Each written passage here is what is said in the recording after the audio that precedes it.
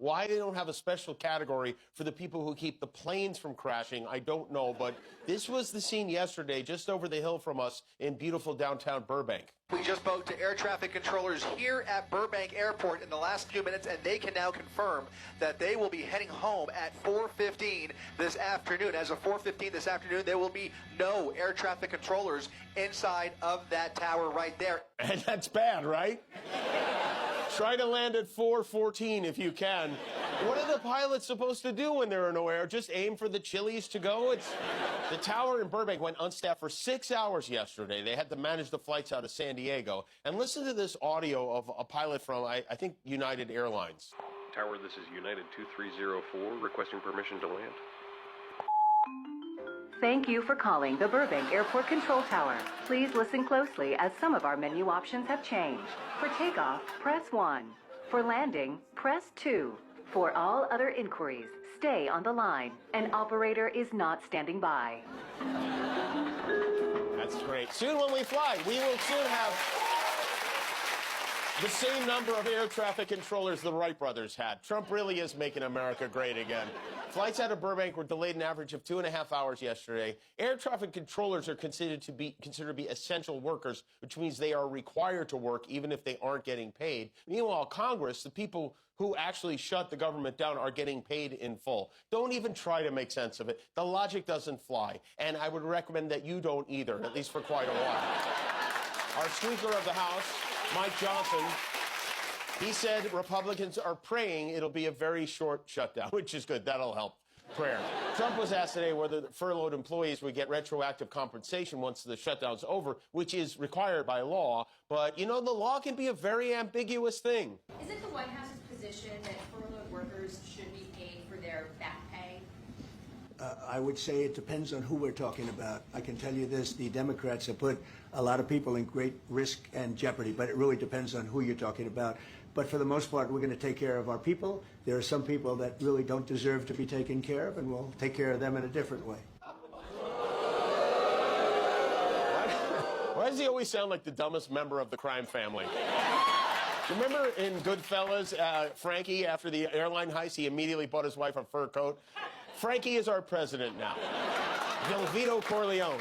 The reason the Democrats refuse to sign this budget agreement is because it will cause millions of Americans to lose their health care. Republicans deny this. They say it won't hurt anyone at all. And if you had any doubt that they were lying before, consider this shocking post from the gentlewoman from Georgia who wrote, "I'm not a fan of Obamacare, but I'm going to go against everyone on this issue because when the tax credits expire this year, my own adult children's insurance premiums for 2026 are going to double, along with all the wonderful families and hardworking people in my district. No, I'm not towing the party line on this or playing loyalty games." And I know this sounds crazy, but I will say it for the second time in a month. Marjorie Taylor Greene is right. Trump slapped a 35% tariff on Canada after claiming Canada is a significant source of migrants and fentanyl entering the United States. And now, in order to get relief from that tariff, Carney has to promise he'll cut off the flow of drugs coming over the Canadian border, which shouldn't be difficult because of all the fentanyl seized at the U.S. border last year, 0.2% of it came from Canada. So basically what Carney has to do is like convincing your toddler you got rid of the monster under his bed. He's gone now. These poor Canadians, it is like living on top of a meth lab. We want safe cities. If you look at D.C., you would right now, Mark, you could go out, take your family out to dinner, you could walk right down the middle of the street. There is no crime in D.C. When I got here, this place was a raging hellhole. And now it's a raging heaven hole. Thank you, dear leader. And then Raging Bullcrap treated the prime minister to his vision of what America would have been like under a President Harris. If we didn't win this election, if we had these people that were running, that were ruining our country, destroying our country with their open borders and men playing in women's sports and transgender from everybody and windmills all over the place. I'm sorry, I'm not sure I heard that correctly. What was that last item? Windmills all over the place. There would be windmills all over the place. They would turn the whole country into a little Dutch village. I mean, he must have gotten his hair tangled in a windmill at a mini golf course or something. Every day he says something that would rank right at the top of the most ridiculous things any president has ever said. And the people who work for him, they can't get enough of it. What a difference the presidency makes, Jesse, right? I mean, we are now totally over that destructive, stupid era of toxic masculinity. And now we're in an era of real masculinity, thanks to the bold, muscular leadership of President Trump and our Secretary of War, Pete Hegseth. It sounded better in the original North Korean, but you get the idea. He's got bold and muscular leadership. Bold, muscular, that's right, the swollen, steroid-blasted areolas of Donald Trump. The Senate Judiciary Committee was at work today hearing testimony from Trump's Attorney General, Pam Bondi. Bondi refused to deny that border czar Tom Homan was seen accepting $50,000 in cash in a paper bag at a Cava restaurant. He hasn't even denied this. How crazy is it? $50,000 in a bag. The FBI got it on tape. He's still running the border. He's still in charge of rounding up illegals. Hey, Tom, if you're looking for illegals, we found one living in your house. There were a lot of questions about the Epstein files.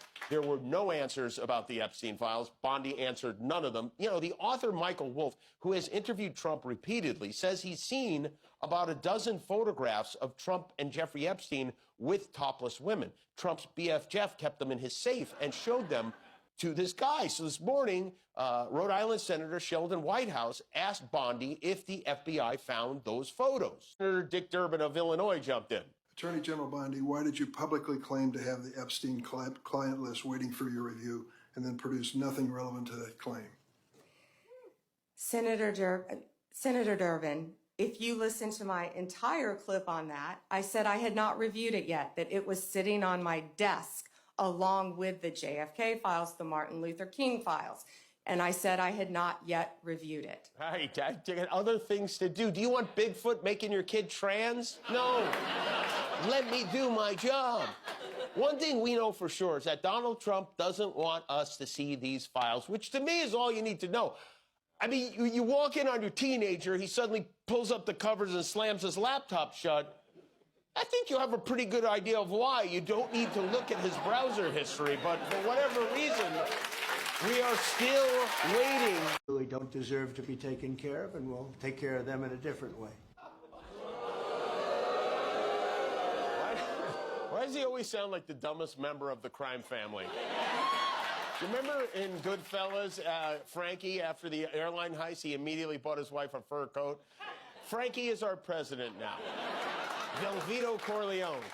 The reason the Democrats refuse to sign this budget agreement is because it will cause millions of Americans to lose their health care. Republicans deny this. They say it won't hurt anyone at all. And if you had any doubt that they were lying before, consider this shocking post from the gentlewoman from Georgia who wrote, "I'm not a fan of Obamacare, but I'm going to go against everyone on this issue because when the tax credits expire this year, my own adult children's insurance premiums for 2026 are going to double, along with all the wonderful families and hardworking people in my district. No, I'm not towing the party line on this or playing loyalty games." And I know this sounds crazy, but I will say it for the second time in a month. Marjorie Taylor Greene is right. I know. Guillermo, I need something to wash out my mouth. She's right. Trump met at the White House today with the Prime Minister of Canada, Mark Carney. This poor guy, you know, Trump slapped a 35% tariff on Canada after claiming Canada is a significant source of migrants and fentanyl entering the United States. And now, in order to get relief from that tariff, Carney has to promise he'll cut off the flow of drugs coming over the Canadian border, which shouldn't be difficult because of all the fentanyl seized at the U.S. border last year, 0.2% of it came from Canada. So basically what Carney has to do is like convincing your toddler you got rid of the monster under his bed. He's gone now. These poor Canadians, it is like living on top of a meth lab. We want safe cities. If you look at D.C., you would right now, Mark, you could go out, take your family out to dinner, you could walk right down the middle of the street. There is no crime in D.C.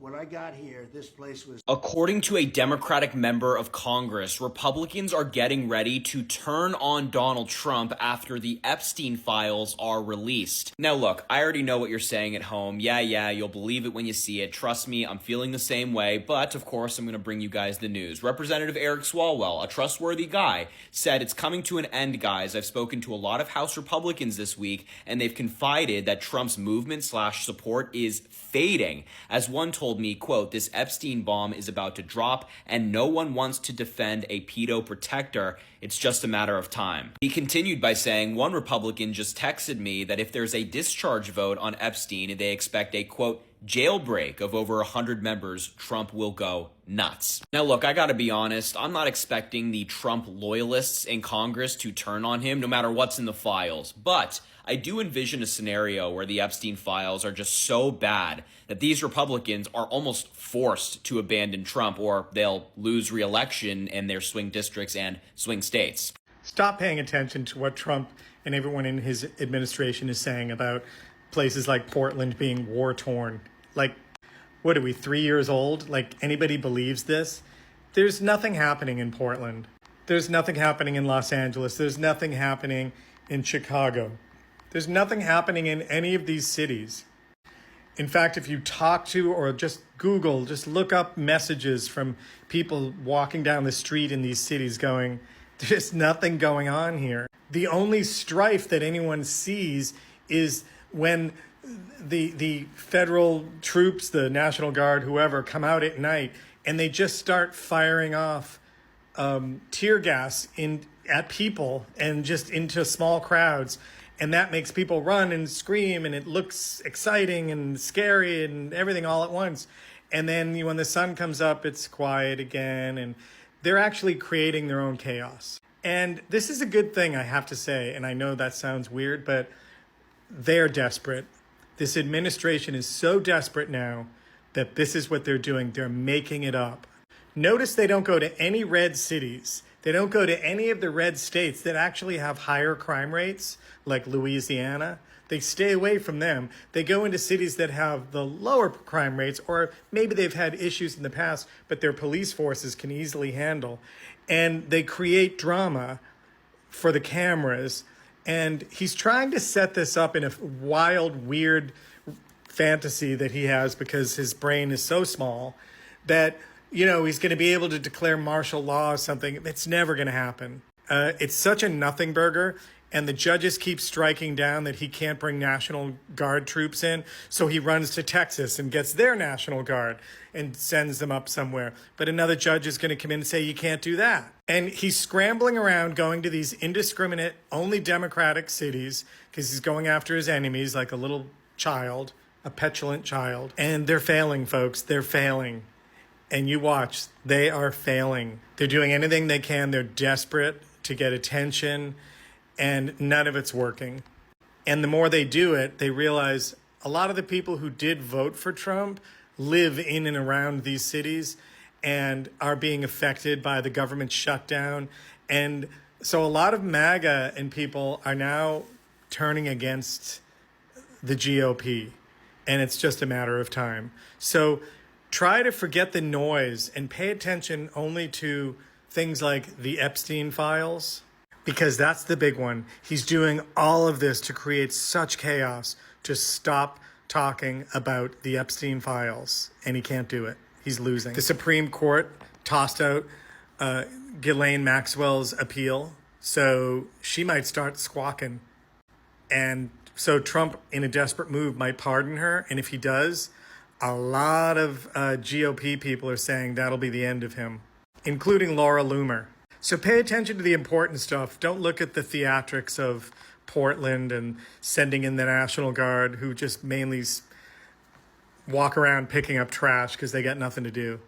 And then they fire off some tear gas at night to make it look like something's happening. And Marjorie Taylor Greene is pushing back against the GOP. I mean, when stuff like this starts happening, the writing is on the wall.